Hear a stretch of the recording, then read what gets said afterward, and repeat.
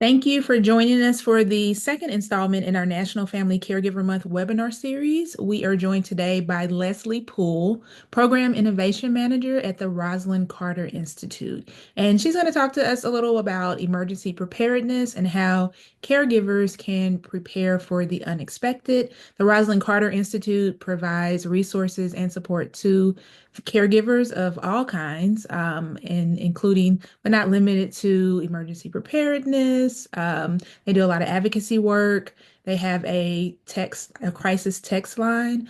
And I encourage you to look more into the Rosalynn Carter Institute for Caregivers. So we'll join in now with Lezlie Poole and the Dementia Care Warriors for our National Family Caregiver Month webinar series. Thank you for being here.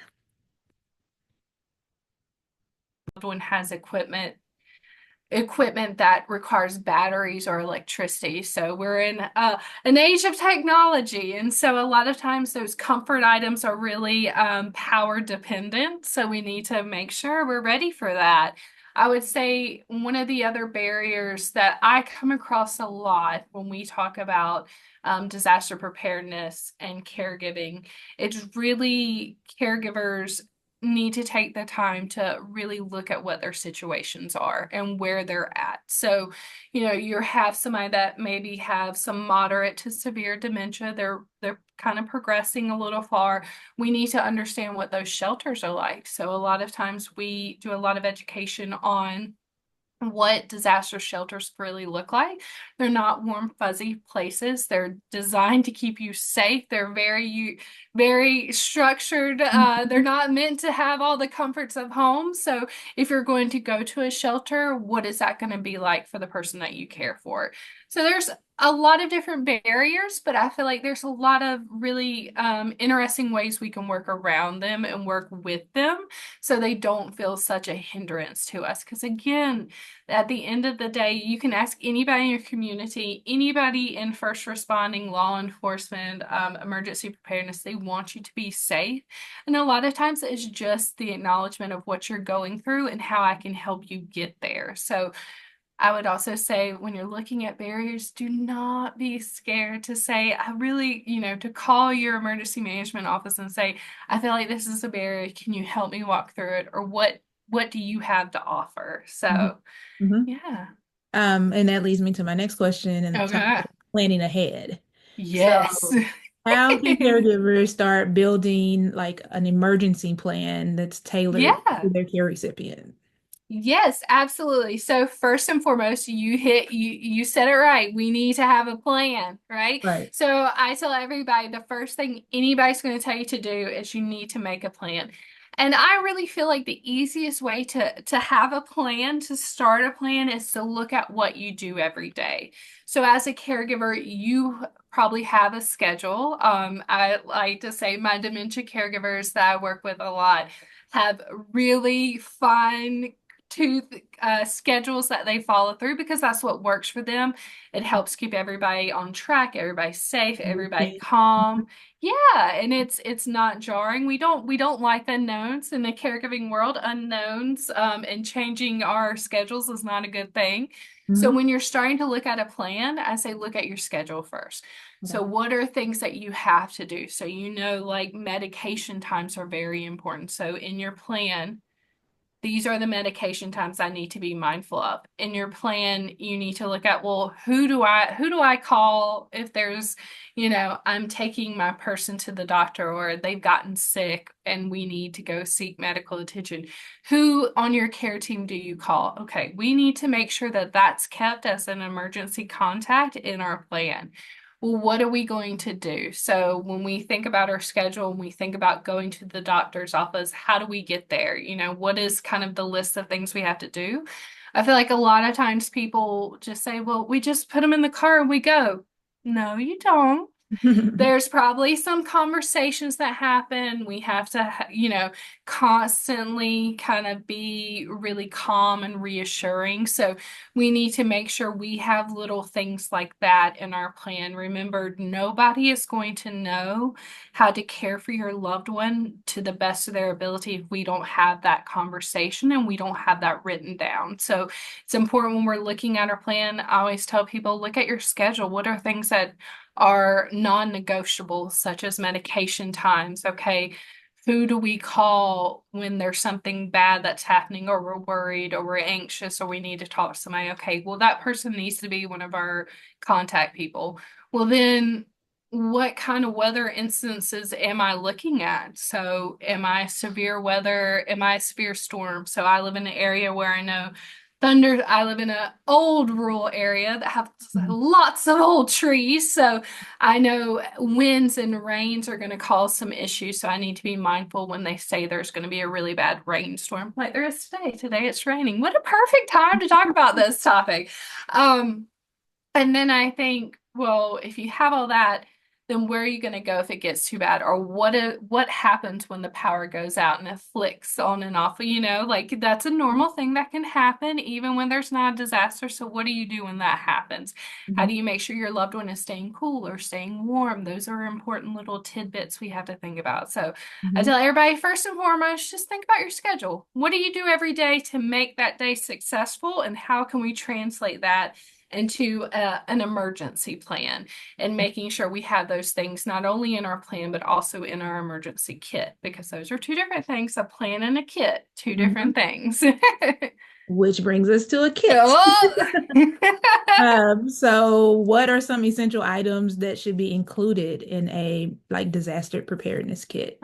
Yeah, so I'm going to tell you, as a caregiver, you can find the basics of what you need any and everywhere. So FEMA has a whole list of just basic necessities you need. So that includes your food and your water, Mhm.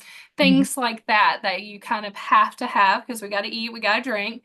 I would say when we're looking at customizing that to a caregiver, do Mhm. not overlook it. It's so easy to think like we just have bare essentials and we're going to be fine.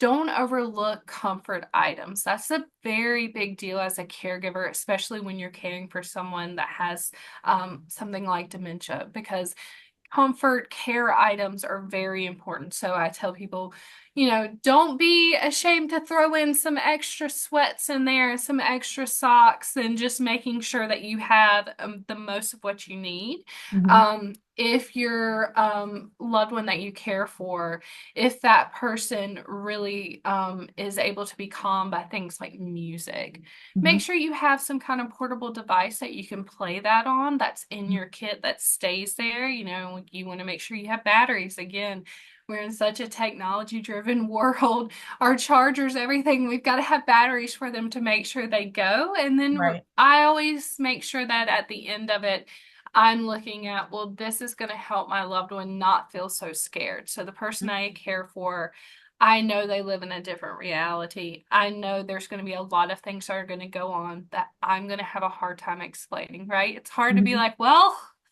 and I Right. use an example all the time of I live in a town in which in 2007 we had a tornado. So Mhm. I live in a very rural area. When the tornado came, it took out our hospital. I say it like it's a Oh, whole group wow. of people, took out our hospital, which, if you live in a metropolitan area, Right. that might not be such a big deal. But for us, our next nearest healthcare center is 45 minutes away. So Oh, wow. losing a hospital is devastating to us. So Right. I think about all the time. So if these things happen, what am I going to do to make sure that we're taking care of? Because those are things that are really hard to explain, right? And then you on the back end as a caregiver got to think, oh no, now I don't have a hospital. This doctor's office is gone. What are we going to do? So it's important that we have comfort items so that the person we care for can be as calm as possible as we're working through unknowns, because you're going to have to constantly be pivoting, be problem solving. We Mhm. don't want the person that we're caring for to also get their anxiety to a place where we can no longer calm them or feel like a safe place for them, right? Mhm. Lots of things going on. Those are things we just can't control. So I I think would say, yeah. when you Uh-huh. talk about comfort items, I think Yeah. about like with my mom, she used to like crossword puzzles or word search books. So Mm-hmm. just having a couple of them on hand, playing cards. She would play solitaire with Yeah. playing cards. Now it's like certain magazines and mail that she likes to read. So Uh-huh. keeping in mind to your point of what comforts them, and what Mm-hmm. calms them down and just having them on hand already and ready for these situations. Absolutely. And I would say also, I love working with caregivers because I feel like we're the most creative bunch out of Mhm. anybody. We've learned to just go with the flow and just find different things. And I was doing a conversation very similar to this, in which the focus was veterans, and they would talk about they in their kit, one of the families put a photo album Mhm. that it was photos that this person would recognize, that they knew who this person was, and that they could look through it, or it was really picturesque landscapes that made them feel comforted, like their favorite place was the beach. So they made this photo album of these beautiful places at the beach, and they would look through them and talk about them. So the world, I think, there's so many different things we can find, and I would say don't feel like it's too childish to think about comfort Right. items, because I don't that's not the case. And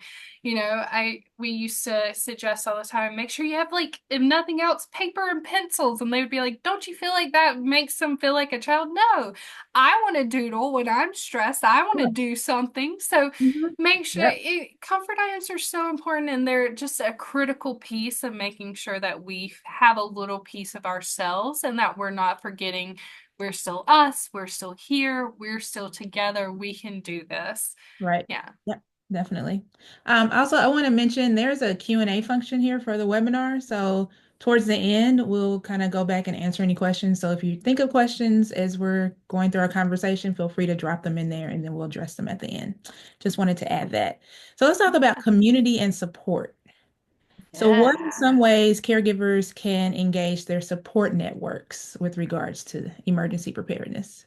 Yes. So, I tell people all the time, especially caregivers, when I talk about support systems. So I say you have several different types of support systems. So family support systems, chosen or blood relatives, however you define that.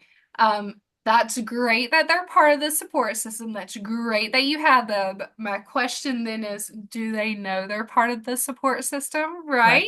Mm-hmm. That's one of the first things I tell people. Like, I love that you have them. I love that you include them, but do they know they're included in that? So I say, first and foremost, as you're making your plan, get honest with your support system, especially those people that you know. I think I always tell people to think about it like this: in a big community-wide event, your first responders, your emergency management offices, even your 911 dispatchers, it's a lot of things happening at one time. They might not remember that me, and I tell people that me at my little address, 123 Mm-hmm. GSW Road down here, they probably not going to remember, oh, the Lezlie and her person that she cares for. So it's important that your support system knows, this is my emergency plan. If you do not hear from me and we know something's happened, come look for me. Come, let's start calling. You're my person. You're my next person outside of this area that can do this. I also tell people that your community has an emergency management office, and their job is to help prepare and keep their community safe. Do not feel like you are stressing them out or adding more things to their plate or bothering them. That's a lot that I get. I just don't want to bother anybody. Bother them. They are Right. there for you to bother. So Absolutely. I say also reach out to your community support system. They're there to help you prepare. And Mm-hmm. I say also that a lot of times when we go into different communities and talk to our emergency management offices, they know that there are caregivers within their community. They might not know where you are or exactly what your needs will be. Mm-hmm. So it is no harm for you to reach out and for you to say, hey, I'm a caregiver. Mhm. I care for X, Y, and Z. So I tell people my aunt used to go on this big anytime there was a new first responder, somebody that came new, she would do this whole thing. Hello, my name is, and I'm a caregiver to my sister. My sister is developmentally disabled very severely. If you are to come to my house, so it's not unusual. I live in the country. Sometimes when I fall down, I need help getting up. I need you to know this is how to approach the situation. And it would be a sit down conversation. And they were so receptive. And at the end of the day, that's what they would always say. This is why I'm here. I'm here to know how to help you. Mhm. So I say, in terms of emergency preparedness, you know, if you're unsure what shelter is the best shelter for you in terms of how to get there quickly, call them, ask them these questions. They're there to help you develop a plan. And there is nothing, I say this with a smile because I've talked to so many people, there is nothing an emergency management first responder office wants more than to know that you are taking action steps to be safe. So they want to help you in that. What does a shelter look like? Well, do you want to come meet me and I can show you what it looks like? We can go through, I can show you all the things. Mhm. Where do you live? What road are you on?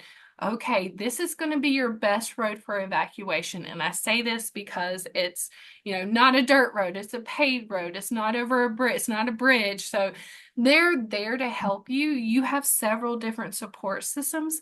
Be willing to engage. I tell everybody that emergency management is like a bridge. And so our job, you're on one side as a caregiver, all of those other professionals are on another side. We have to meet halfway on the bridge. We have to be willing to cross it. And I Mhm. promise you, there are people that are wanting to help guide you, that are wanting to help you understand what is the best place for you to be and how to get you there. You Right. just have to be willing to have the conversation. So I say, your family system, your personal system that you have, your support system, your care team, make sure they know they're on it, make sure they know what they need to do. So if I know a big storm's coming up, I am calling and saying, Mhm. hey, big storm's about to hit. It's going to hit on this day. As soon as I am able to, I'm going to call you. If you do not hear from me by this time, Mhm. you need to come find me. Like Be like concerned. Taken, Liam Neeson. Come get me. Use your skills to come and find me, right? And then Right. we also want to make sure that your first responders, they have helped you secure that plan. So I say it's great to make a plan, to have the idea, to have that structure, but first responders can really look through, and that emergency management office can look through and kind of say, okay, I see that you put this. This is very important. You have this comfort item.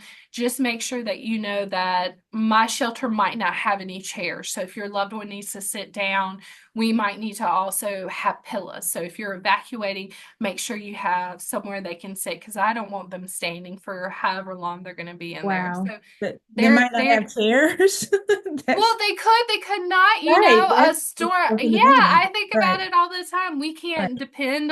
We can't be Yeah. dependent that things are going to be comfortable and everything's going to be in place because everybody's doing something. They're all just kind of trying to get a hold of what's happening. And Right. I tell people all the time, emergency situations, natural disasters, are the worst stage your community can experience. They Right. 100% are. Everybody's trying to figure out what everybody else needs and how to be functional. And like I said, 2007, our initial reaction, I think, would be, well, if they're hurt or if they're scared or something's happening, take them to the hospital. And then all of a sudden, you don't have that. Wow. What do you do? Where do Right. you go? All of those charts, that hospital full of people, we suddenly have to shift, and those people in the hospital are very, very sick. So, our focus is going to be making sure they're okay. So I say, we can depend. We want to make sure that we're prepared and we're not depending on somebody else. We're doing as much as we can Right. ourselves and we're Right. prepared for what might happen. But Right. we're reaching out. We're Right. starting a conversation. We're making sure people know we're here. So, Okay, so question, you hmm touched on a lot about support systems and emergency hmm management and first responders, et cetera, reaching out hmm to family, letting them know. Is there anything specific you would say to solo caregivers who don't have like this huge support system? Yeah, yeah. And I would say solo caregivers, it's really important that you take the time to really think through what you're going to do in situations like this because again, you don't have that support system. Mhm, So I say you might not have what you would consider a familiar support system, you know, family, friends, people close mhm, to you, or you feel like for some reason you're on this journey by yourself. No that there are official systems. So I would say your first responders, your emergency management offices, they will be willing to help you and to provide you with assistance and figure out how to get what you need done. mhm. Especially in these times, or at least be reassuring. Yes, Right. you're on the right path, you're doing the right thing. I would say be really mindful about what your limitations as a solo caregiver are. You Mhm. cannot be everything to everyone all at one time. Right. So when it comes to an emergency situation like that, you need to be very clear over what your priorities are. My priority is making sure that this person I care for is doing good and Hmm. they're okay. I would say also really look, it's you could have lots of different equipment, lots of different things that your loved one needs. So you might have home health come in, or they might get those that kind of care somewhere else that's not necessarily with you. Make sure you understand what that equipment does. So I think about a lot of times I used to in a past life in high school, I delivered oxygen. That Oh, was my oxygen and nebulizers. That was my wow. specialty. I was your hometown oxygen and nebulizer girl. And so a Hmm. lot of times when we used to have really big storms, we would go out and we would make sure, and I live in a very small town, so it's easy for me to do this. Everybody has their oxygen tank. You know how to use it. Oh, your granddaughter's coming into town.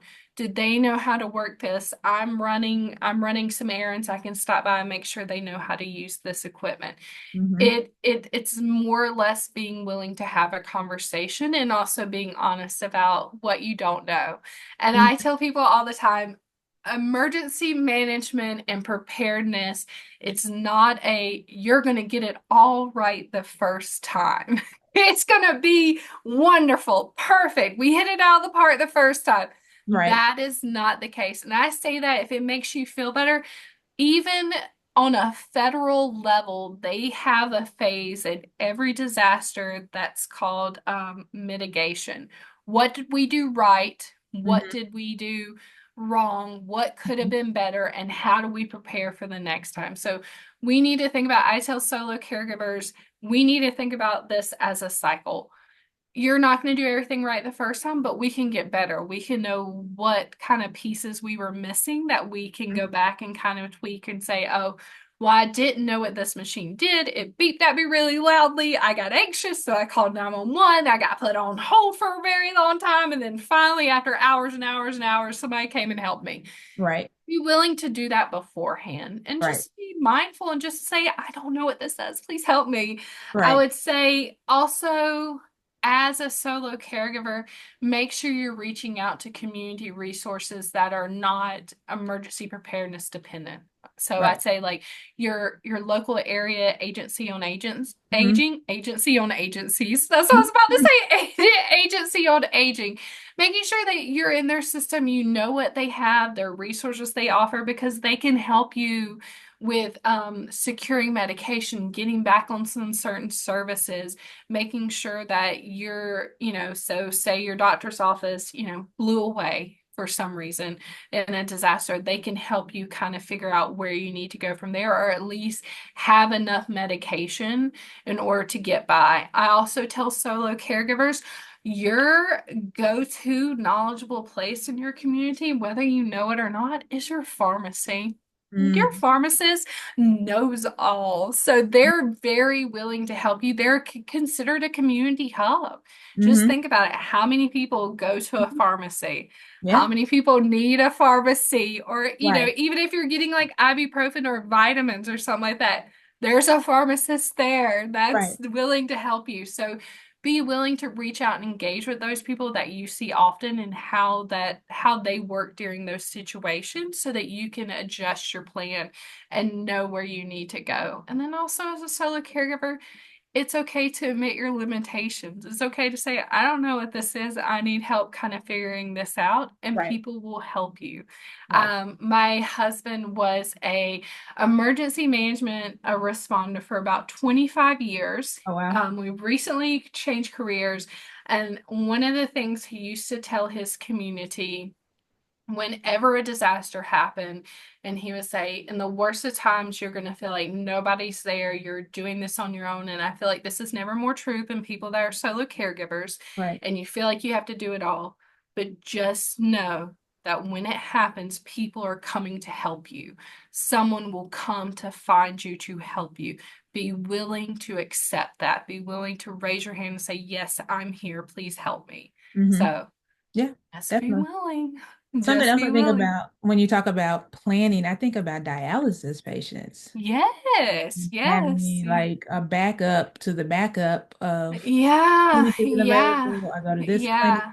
But that also lends to evacuating beforehand in those And types and of extreme situations, you and know. knowing what's your point of no return. Right. So, you bring up dialysis and in our research that we did. So, all of the things that we do with the emergency preparedness and natural disasters has been based on research. And one of the first research things we did is we just simply asked caregivers what it was like. And one of the stories that really hit home, that really showed us this was something we needed to do, we need to develop something to help family caregivers, was we heard this story over a really big storm that had happened and the road had been washed away, and this woman, her husband was on dialysis, and so she essentially had to hand pump for like 6 hours and Wow. continuously do that till somebody came and got her. And she was like, Wow. if I had not asked the question of how to do this, I would have no idea. It would have been really, really bad. She goes,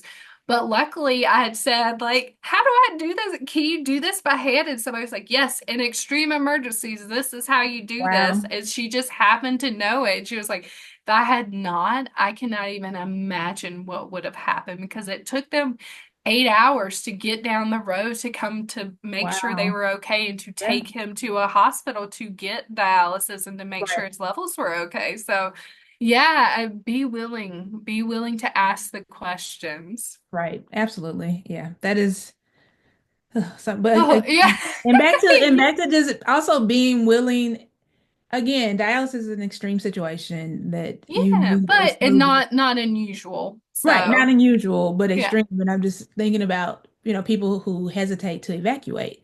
That is a very challenging decision for dementia family It caregivers is. for It so many reasons, is. Oh, including you talk yeah. about like the shelters are not warm and cozy places. So They're not. They're not warm and you're fuzzy. asking me to leave my home with my loved one who's comfortable here, Yeah. essentially go sleep on a cot with a bunch of strangers, like that Yeah. pain and Yeah. figuring out Best case like scenario, it might be a place of worship, so it's a little warm and fuzzy, right, you know what I mean? But right, most of the time, if you're in a big city, that's going to be like an arena. So right, we imagine like an arena that's for a professional sports right. team of some kind. Like that's huge and overwhelming. So I tell people in times like that. So one, it goes back to solo caregiving. Know your limitations. So I say, have a point of no return where you know this is a decision we have to make, and Hmm. I have to be really, really sure that I can withstand what's about to come. Hmm. I tell people, some people are very, my veterans that I work with, I mean, y'all have already been and done things I can't even Right. imagine. So you know how to do that. Right, Lezlie Poole over here does not. So I right, am very well aware of what my boundary is. right, And once we get there, we gonna have to evacuate. right. I understand that's so challenging when you have someone that you're caring for that has dementia. I understand. I get that. I have been Mhm. in that situation. It's never fun. You know that that in and of itself is traumatic to that Right. person. It's traumatic to you as a caregiver to watch all this unfold. So there are some things we can do to make that easier. So one, the recognition again. Hmm. Shelters are not typically warm, fuzzy places. So if you have blankets or something that, I tell people smell is such a big comfort thing. So if Hmm. you have special fabric softener or laundry detergent you use, get some extra blankets, wash them in that. And then my mom used to teach me this trick of like tying them in a trash bag or a plastic bag to keep the It'll help. smell in there. Hmm. So that way, when you have to go someplace and you take it out, it smells like home. So it can be a comfort to them. Hmm. I also tell people that when you are going someplace, especially with somebody that you know is going to have a very difficult time and it's going to be jarring, ask for the person in charge. There's a person in charge. There's a person leading this camp, and I want Right. to find out who they are. Get them and say, "Hey, Yep. I know you. I know this is this is how you have the conversation. I'm telling you, I know there is everybody in this community here, and I know that. I know that. So I'm not asking for anything special. I care for somebody that has dementia. They're having a very difficult time being around so many different people that they don't know, and it's very jarring.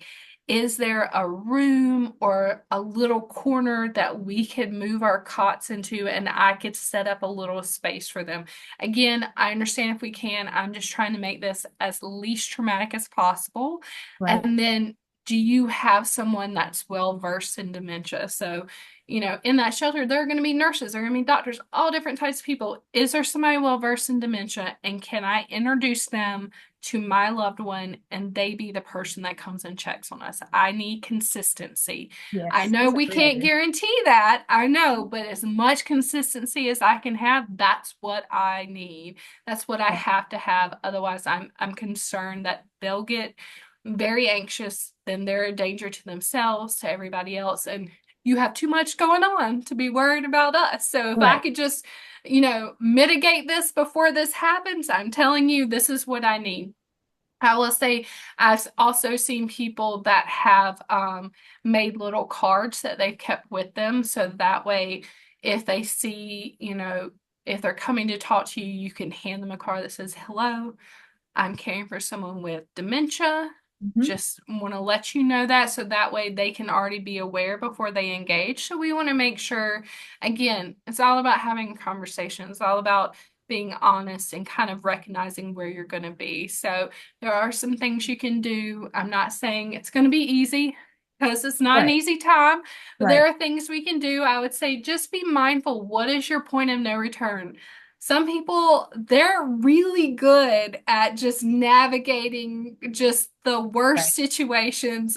I am not. I can't make a fire by myself. I Right. am not your outdoors girl. I'm Right. so sorry. I wish I was. I like to Right. watch the shows. I'm amazed by all they can do. It's just not something that I would ever think of doing. So I know that my cutoff for us needing to evacuate is probably really high because I Right. want to make sure we're safe.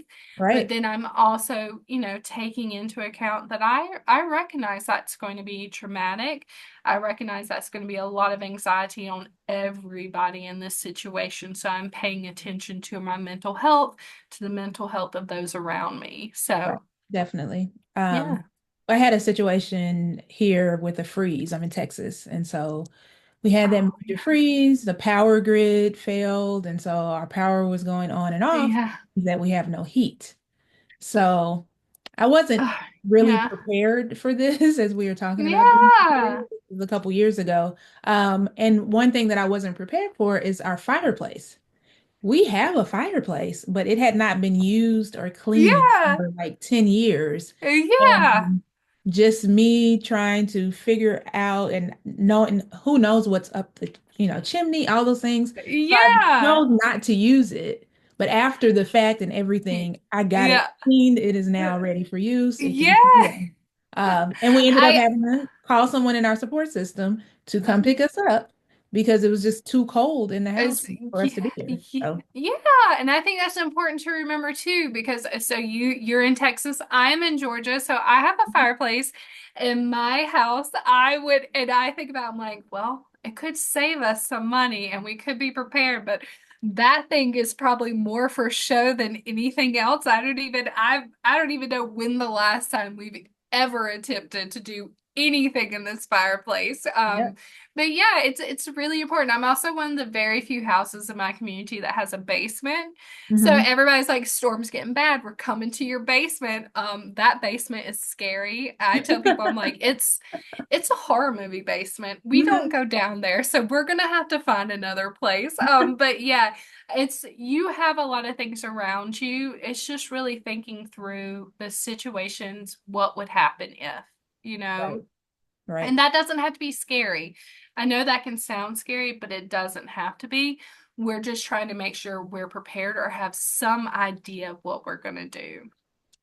I have a couple more questions, and then I see one question in Okay. Q&A. Again, if you have any questions for Lezlie, go ahead and put them in the Q&A, and we'll get to them in just a second. Next question is, how can caregivers ensure that their care recipients' legal documents, like power of attorney, financial, Yeah. are safe and Uh-huh. accessible during a disaster?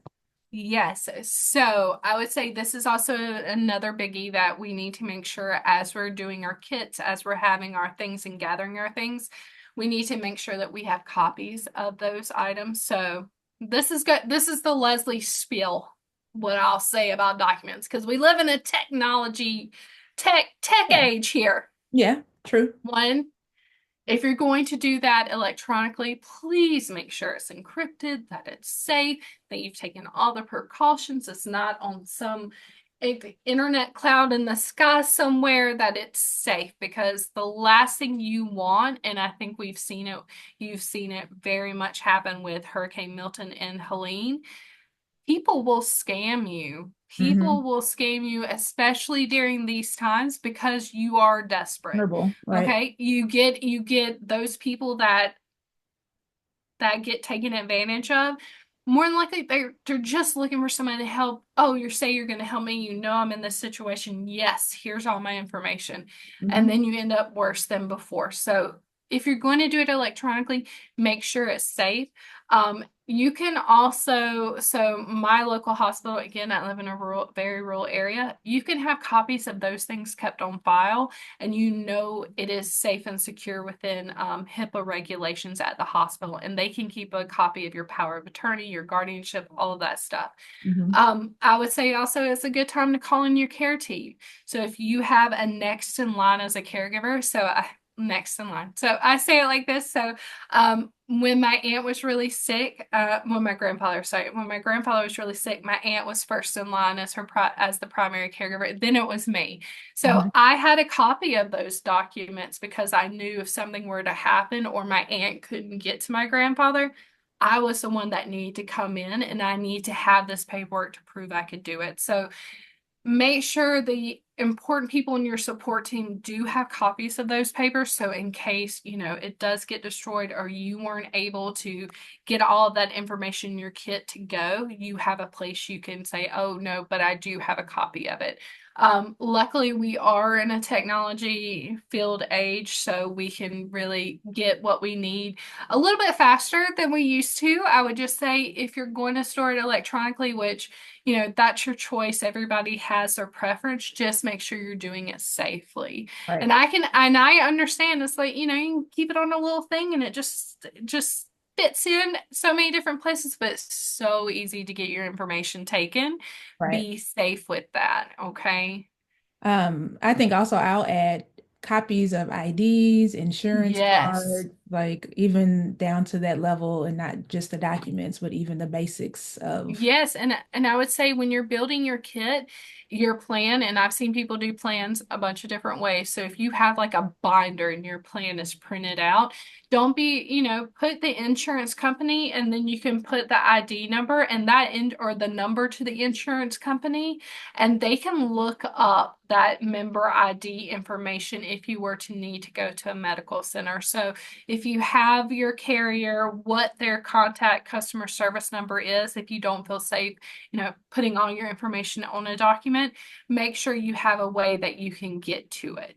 Yeah, And that just be as easy as calling. Again, have a absolutely. conversation.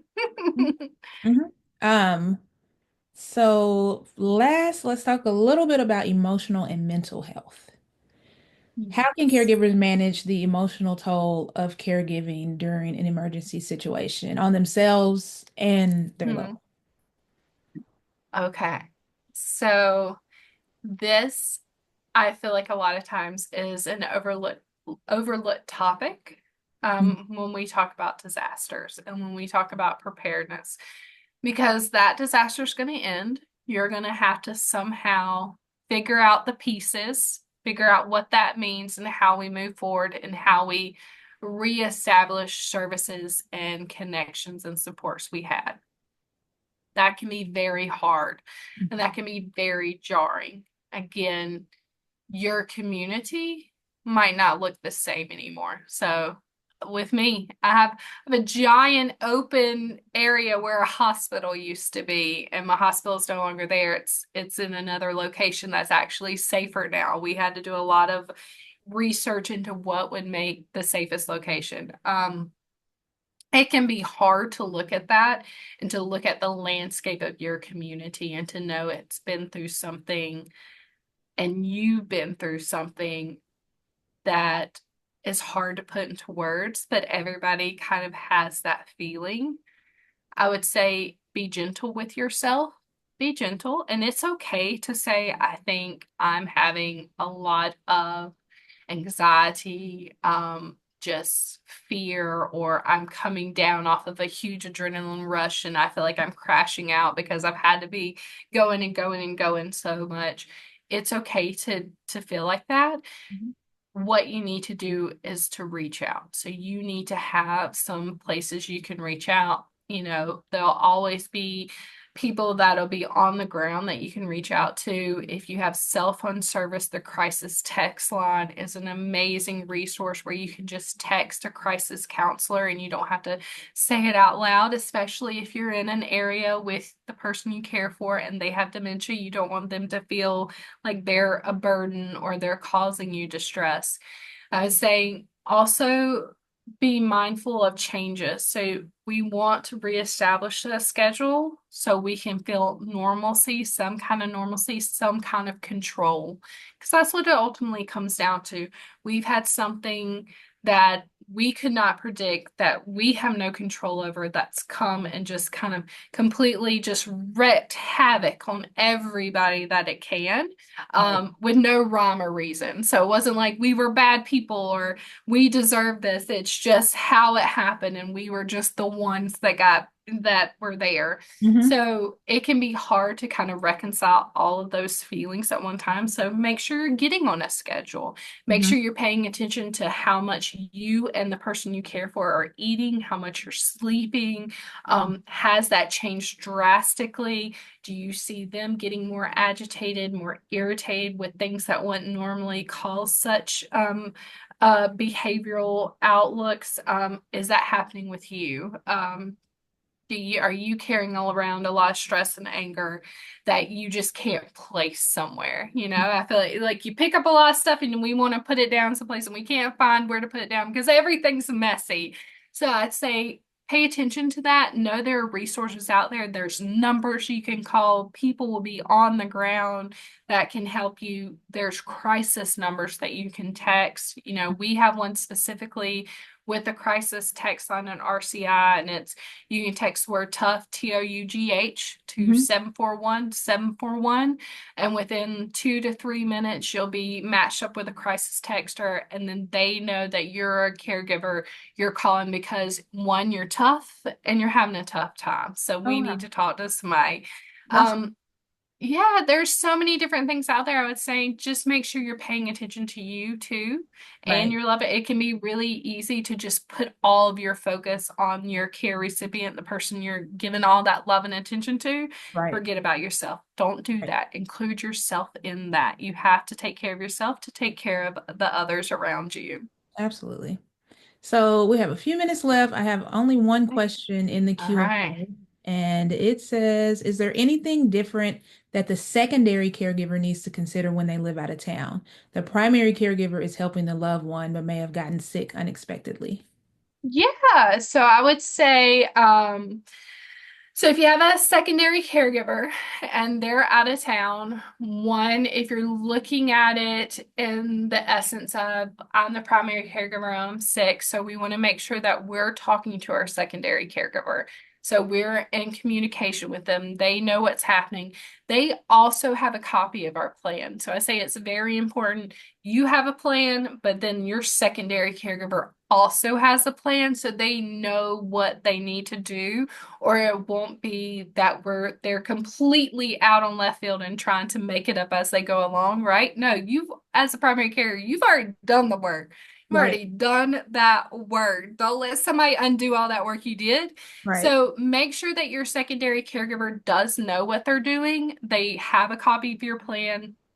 You're talking to them, hey, I'm not feeling well. Can you come and help me? Just be on the lookout, or, be ready to jump in. Or if it's unexpectedly, somebody can call and just be like, nope, it's time to step in. It's your time now. So, yes. And I see the next question. So it is the crisis text line, and it is you text the word tough, TOUGH, to 741-741. Okay. That's all you got to do. But make sure that your secondary caregivers know what your loved ones need and how they get the best care possible. So, again, conversation. I think I would also add about a secondary caregiver. They are not in the heat of the moment. They can also be No. looking for resources.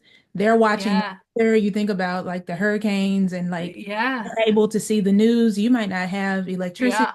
or, have a connection to be able to see what's going on outside, but they have connection, their social media, so they're able Mm-hmm. to kind of relay back to you on the ground what's going on. Absolutely. Something else to remember about that support network and them Yeah. knowing their role and knowing that, look, if something is happening here, I'm reaching out to I, you, I, I'm relying on you to be I my need I, I right. need you to come and help me. Come Exactly. help me. Exactly. Yep, Yeah. absolutely. Uh, Yes. Portable generators and batteries with solar panels. I will tell you, if your local community has a resource fair, go to it. There mhm, is so much technology out there. There's so mhm, many things to help you through when you have disasters. It's amazing. It's amazing, from hand crank generators to solar paneling. It's the world is your oyster. absolutely. Thanks, Roz. She said thanks for the seminar. It's most Oh, helpful. And thank thanks, you. Nikisha, for that tip. We are pretty much done here. Something that I want to let everyone know is we do have a resource guide from FEMA that's an emergency preparedness guide specifically for caregivers. And so I will definitely email that out to everyone who was on the call today. And it has a lot of the information that we discussed here and a lot more details. Did you have something you wanted to share to close out, Lezlie? I would say FEMA Guide, go look for it, specifically designed for caregivers. So just know that's out there. Also, make your plans. Thank you so much for your time. I know it's busy and you're caregivers, so you've got lots going on. So thank you so much. And just know that we at RCI are here if you ever need to reach out or just wondering what's out there in caregiver resource world. So we're here. So I want to thank Leslie and RCI for being here today, for partnering with us as a resource for caregivers. We want to share all of the resources that are available out there. And so that's the point of this entire webinar series. Last week, we talked about legal and financial planning, and we have one more session in this series, which will be next Tuesday at 6 p.m. And we're going to talk about grief and different types of grief and coping with grief. And our guest will be Darnell Lamont Walker, who is a death doula. Death doula is kind of something, it's not necessarily new, but it's new to a lot of people. They haven't necessarily heard of it. So he's going to share with us what a death doula is and the difference between death doula and hospice care and just anticipatory grief, which is something caregivers don't even realize they're going through. There is one more question here that is, how do we contact RCI? Yes, so you can email RCI at info@rosalyncarter.org. So if you want to do that and be like, hey, I was on this webinar with this girl, these are my questions. They'll be sent to me. So don't be scared to reach out. You'll get Chase, our admin assistant, who is amazing, who will get you all the answers you need. And I'll make sure I include her information on the email that I send Yeah. after Yeah. the meeting. So thank you for joining us, and we hope that we see you Thanks. next Tuesday as well for the last in our series. Y'all have a good day and a good rest of your week. Thank you. Bye. Thank you so much.